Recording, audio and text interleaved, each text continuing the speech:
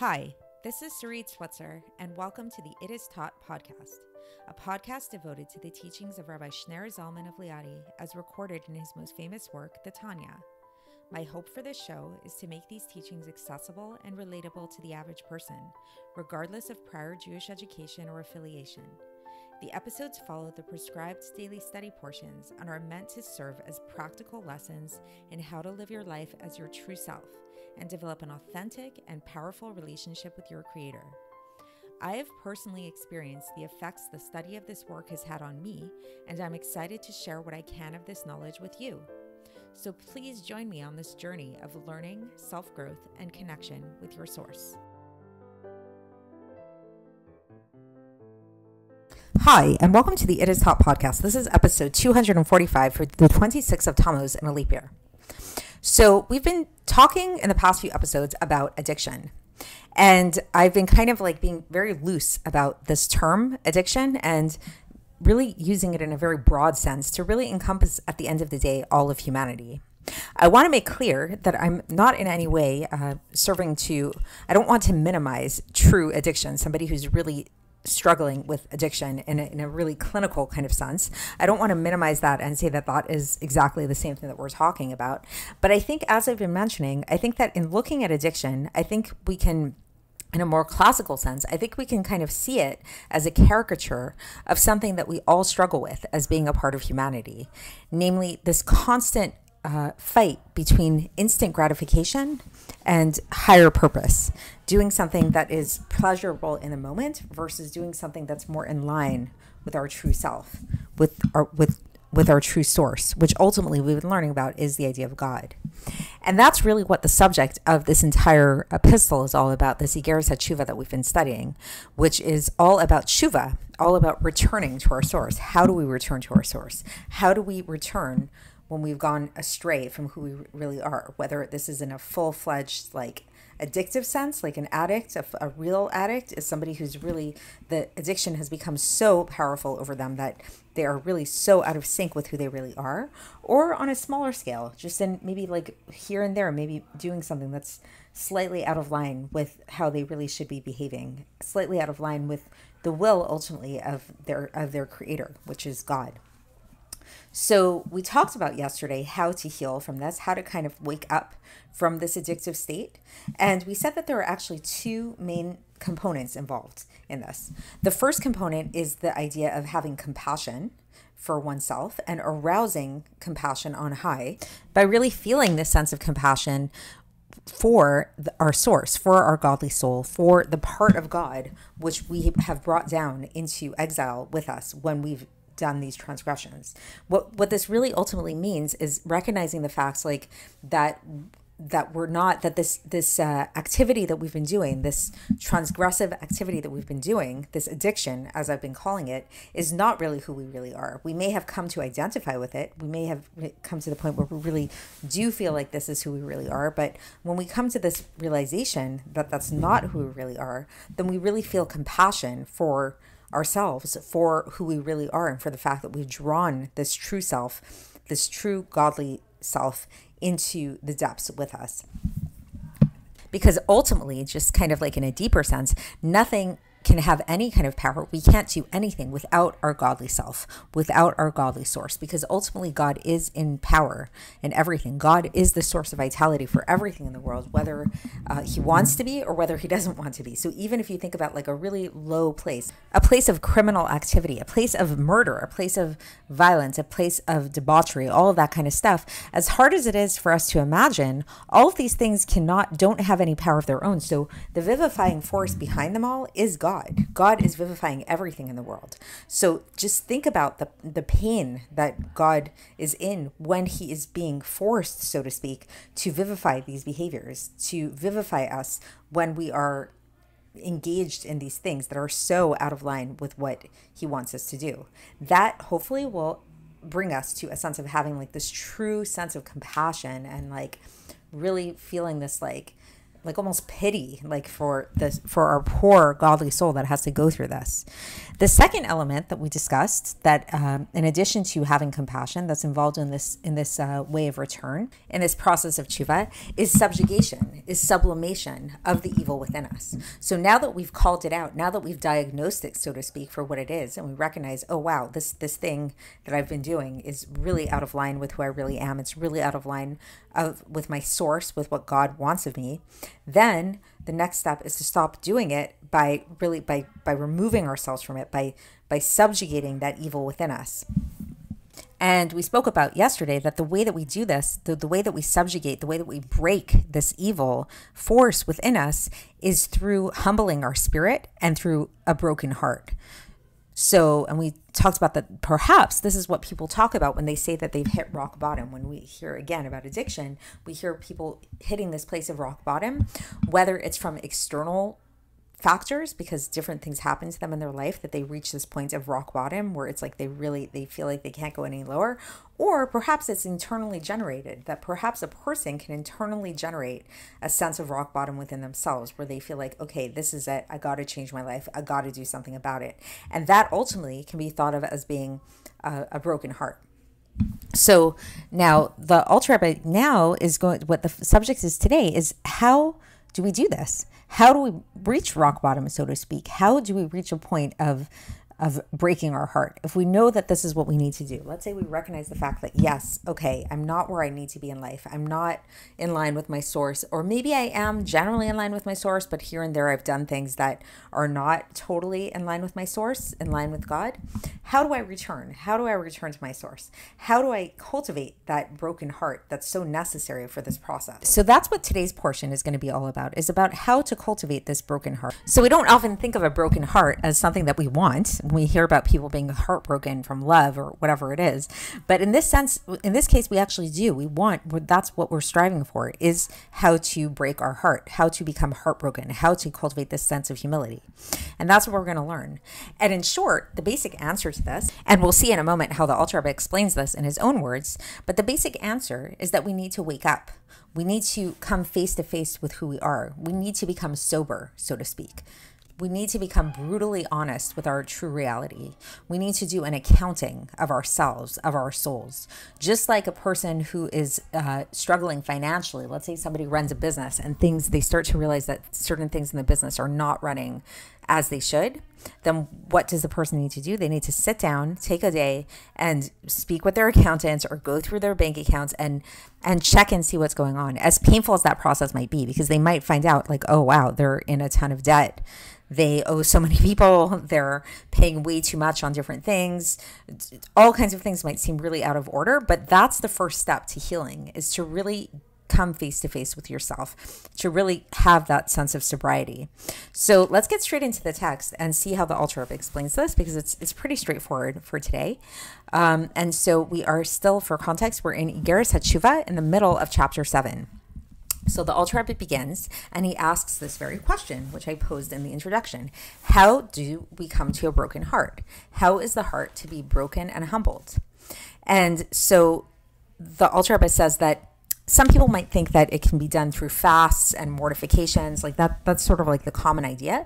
But he says this actually only accomplishes a little bit. Like a person can fast all they want. They can like beat themselves, like woe is me, like we spoke about in a different episode, the white fragility movement, that they go around berating themselves, self-flagellation.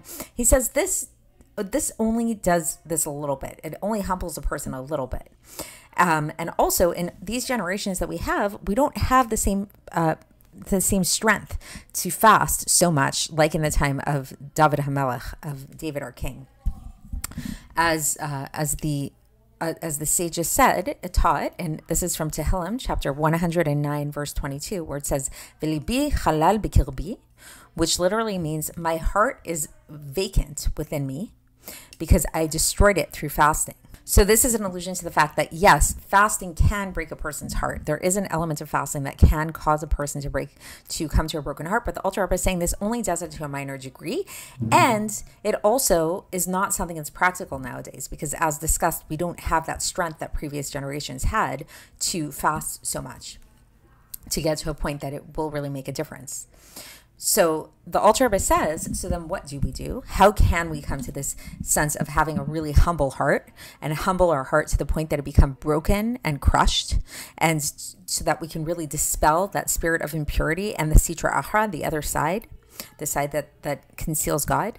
So the way we do this is that we become a ma'arei de chushbana, it's called in Aramaic, which means a master of accounting, through really deepening our mind, to really use our mind and our understanding for a certain period of time, every day or night, before Tikkun Chatzot. So meaning every person should set aside a certain period of time, every day or night, before Tikkun Chatzot, to really meditate upon everything that a person, their transgressions affected, the effect of their transgressions, and how their transgressions really cause this exile of the Shekhinah, as we explained above.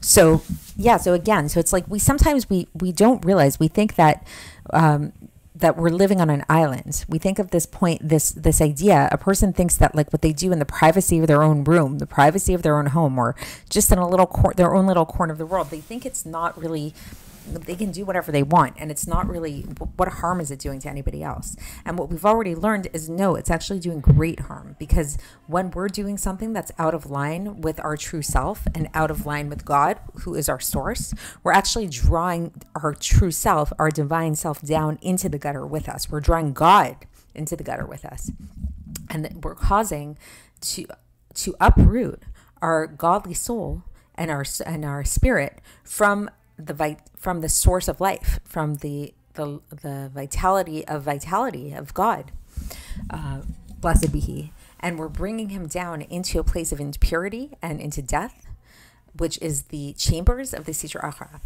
and it's becoming, and we're making our soul become a vehicle for these things, to receive influence and to receive vitality to their body, as we explained above.